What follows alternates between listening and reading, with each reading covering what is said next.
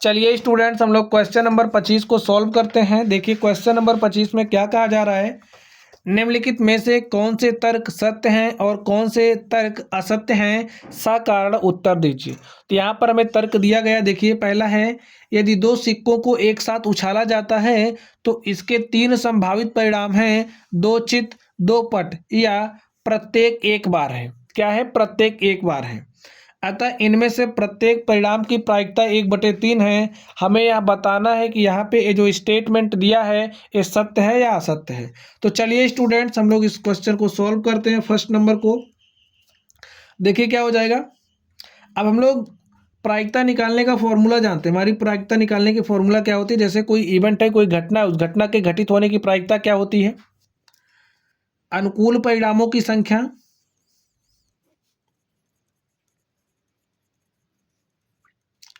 अनुकूल परिणामों की संख्या अपॉन में क्या होता है? संभव परिणामों की संख्या।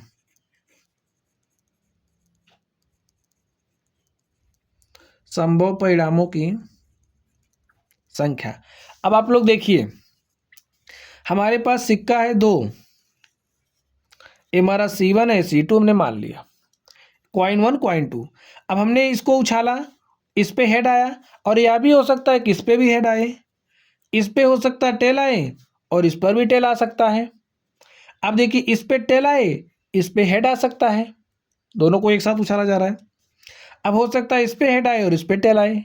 तो इस तरीके से दो चित, दो पट और प्रत्येक स्थिति एक बार आ सकती है। तो यहाँ से देखिए हमारे पास संभावित परिणाम कितने हैं।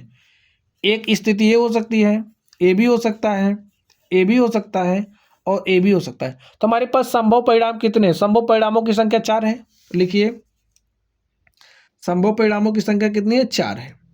तो हम लोग डायरेक्टली प्रोबेबिलिटी भी निकालते हैं। लिख लीजिए, संभव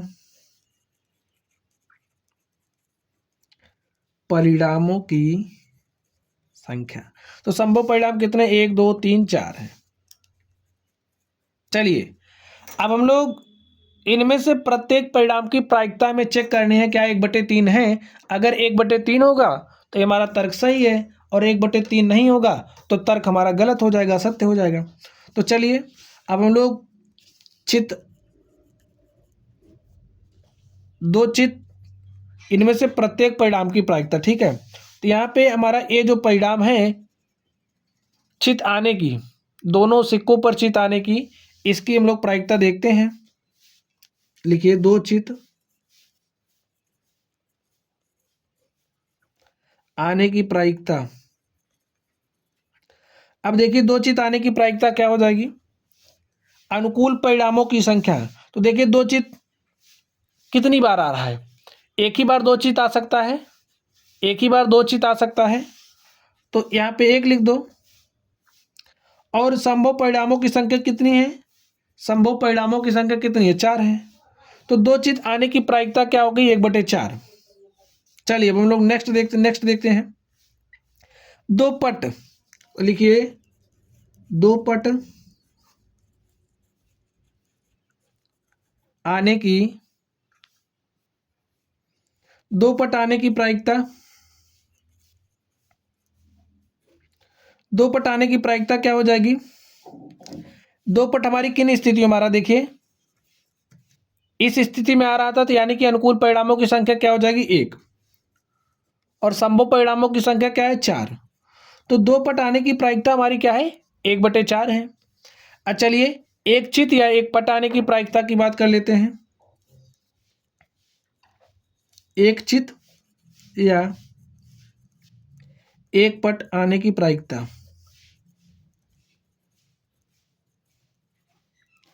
क्या हो जाएगी? देखिए, एक बार हमारा चित आ रहा था, एक पट, या फिर एक बार पट था और एक बार चित था। एक चित या एक पट आने की प्रायिकता हमारी क्या हो जाएगी? देखिए, स्थितियां कितनी है? 4 है। एक चित, एक पट। देखिए, एक चित या फिर एक पट है, एक पट या एक चित है, तो इसके आने की स्थिति कितनी है? 2 है। 2 बार आ सकता है। अनुकूल परिणामों की संख्या क्या है? 2 है। तो यहाँ पे क्या हो जाएगा? 2। तो 2 1 के 2, 2 दूनी 4। यहाँ पे क्या आ गया? 1/2। एक चित या एक पट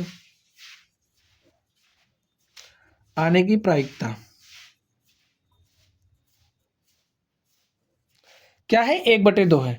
तो आप लोग देखिए, इनमें से कह रहा कि प्रत्येक परिणाम की प्रायिकता 1/3 है। तो आप लोग यहां से देख करके बताइए, क्या प्रत्येक जो हमारे पास परिणाम आया, 2 चित आने की, 2 पट आने की, 2 पट आने की, या फिर 1 चित या 1 पट आने की प्रायिकता 1/3 है, किसी की भी 1/3 नहीं है। तो यहाँ पर ये जो स्टेटमेंट हमें दिया है कैसा है, असत्य है। असत्य क्यों है, इसका कारण आपको समझ में आ गया होगा। चलिए अब हम लोग नेक्स्ट बात करते हैं। नेक्स्ट हमारे पास सेकंड नंबर है। सेकंड नंबर में क्या कहा जा रहा है, यदि एक पासे को फेंका जाता है, कोई पासा है उसको फेंका जा रहा है, तो समझिए हमारा कोई पासा है और इस पासे को हम क्या कर रहे हैं, फेंक रहे हैं। फेंक दीजिए पासा आप। चलिए हमने पासे को फेंका जाता है। इसके दो संभावित परिणाम, एक विषम संख्या या एक सम संख्या, अतः एक विषम संख्या ज्ञात करने की प्रायिकता 1/2 है। समझिए जब हम पासे को फेंकते तो संभव है कि या तो विषम संख्या है या तो सम संख्या है। तो पासे में संख्याएं हमारी क्या होती है, 1 2 3 4 5 6 होती हैं। इसमें हमारी सम संख्या देख लीजिए कौन कौन है, और एक विषम संख्या देखिए। सम संख्या क्या है, 2 4 6, और विषम संख्या 1 3 5। इस तरीके से हो गई। अब देखिए क्या कह रहा है, एक विषम संख्या या एक सम संख्या है, अतः एक विषम संख्या ज्ञात करने की प्रायिकता 1/2 है। तो हमारी सम संख्या हो गई, विषम संख्या हो गई। देखिए सम संख्या विषम संख्या, कह रहा है एक विषम संख्या आने की जो प्रायिकता है, ज्ञात करने की प्रायिकता 1/2 है। तो चलिए हम लोग विषम संख्या आने की प्रायिकता पर बात कर लेते हैं। तो इसके लिए देखिए हमारे पास संभव परिणामों की कुल संख्या क्या है, लिख लीजिए। संभव परिणामों के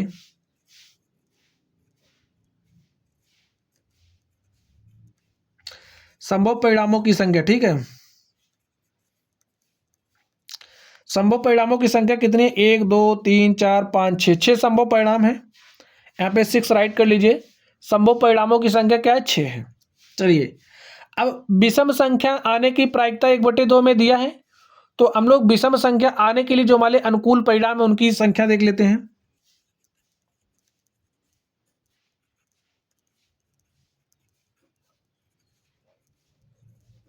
आने के लिए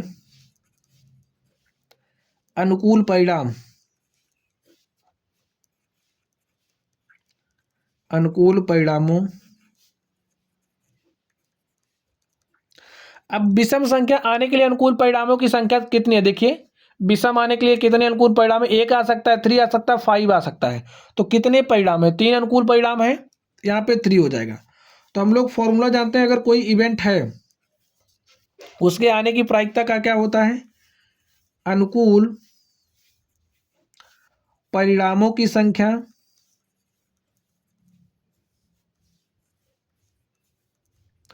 अपॉन में होता है संभव परिणामों की संख्या।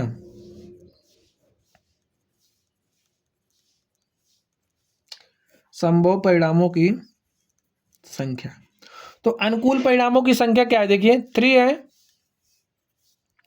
और संभव परिणामों की संख्या कितने है, 6 है। 3 1 3, 3 दूनी 6। यहाँ पे देखिए हमारा क्या आ गया, जो विषम संख्या है, विषम संख्या के आने की जो प्रायिकता है वो क्या है, 1/2 है। यहाँ पर हमें यही दिया भी है। देखिए आप यहाँ पे एक विषम संख्या या सम संख्या है, अतः एक विषम संख्या आने की प्रायिकता ज्ञात करने की प्रायिकता 1/2 है। तो हमारा स्टेटमेंट कैसा है, सत्य है। अभी यहाँ हमने यहाँ से देखा तो 1/2 आ गया है। तो चलिए गाइस, इस तरीके से हमने इस प्रश्नावली को सॉल्व किया। तो चलिए गाइस आप लोग पढ़ते रहिए। Thank you.